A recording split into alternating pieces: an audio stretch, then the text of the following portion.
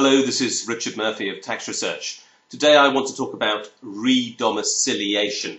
Now, that's not a word that is in common usage by most people, but it's quite important in the context of offshore taxation, and the threat that it poses has to be understood if the current environment of offshore tax abuse is to be understood. Now, the word derives from the word domicile, which does itself have a particular tax use, but in essence, it simply means one thing, and that is home. That is what a domicile is. And in tax, a person's domicile is their natural home, the country to which they owe allegiance. And in corporate taxation terms, with regard to tax havens, when we talk about a company's domicile, we're simply talking about the country in which it is registered, the tax haven, which gives it its legal right of incorporation. Now, that seems to be a fairly non-contentious issue, therefore, but there's been a change in the world of tax haven regulation when it comes to domicile, and it's this. Very many tax havens, amongst them the Netherlands Antilles, Malta, Jersey, many cantons within Switzerland, are allowing a company to re-domicile itself. Now, redomiciliation means that the company simply applies to be re-registered from the country where it has its natural home, where it's registered at a particular point of time, and it is re-registered in another country.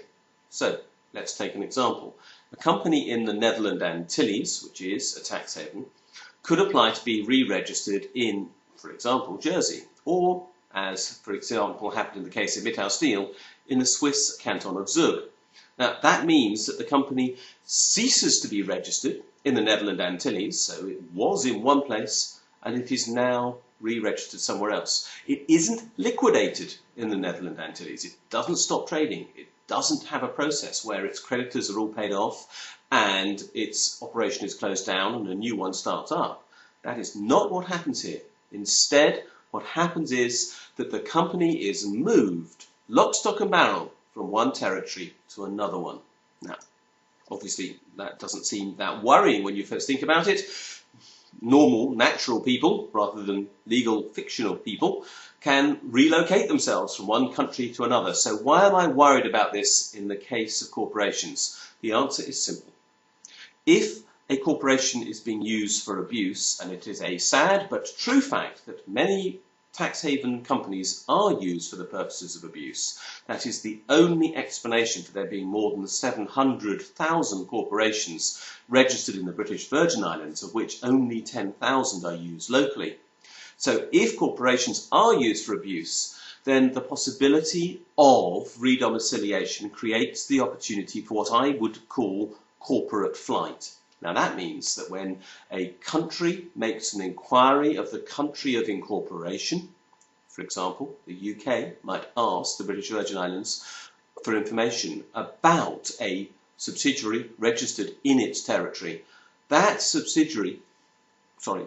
company registered in the British Virgin Islands can simply say, I'm off and out of here, and it applies to be re-registered somewhere else.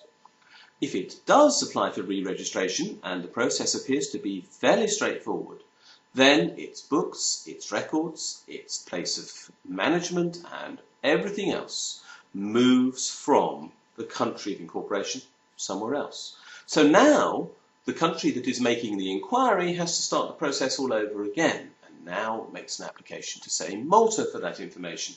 By the time the application is received in Malta, the company has re-domiciled itself to Gibraltar, and so the process goes on. Now, this is corporate flight in the face of legal inquiry. The risk of this is enormous. There is no way in which tax haven regulation can work if corporations can flee in the face of inquiry. But that is exactly what the tax havens are now allowing. So information exchange will be a joke in the light of this possibility. Companies will simply up sticks and move whenever they think they are threatened. Of course, legitimate operations will stay and provide the information that is required of them. That's no problem. That's what we would expect.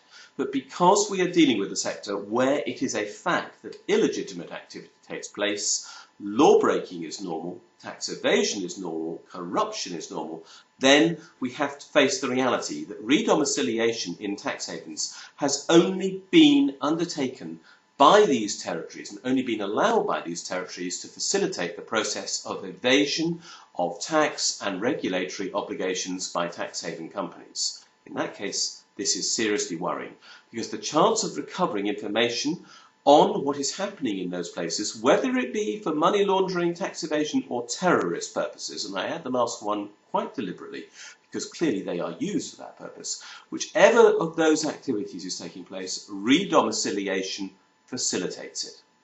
I'm very worried about this. I know the world's lawyers who tackle corruption are worried about this, and I believe that if we are looking at a global environment where regulation tackles abuse, then redomiciliation should not be, cannot be, and must be stopped from being available for the good of the world at large. Thank you.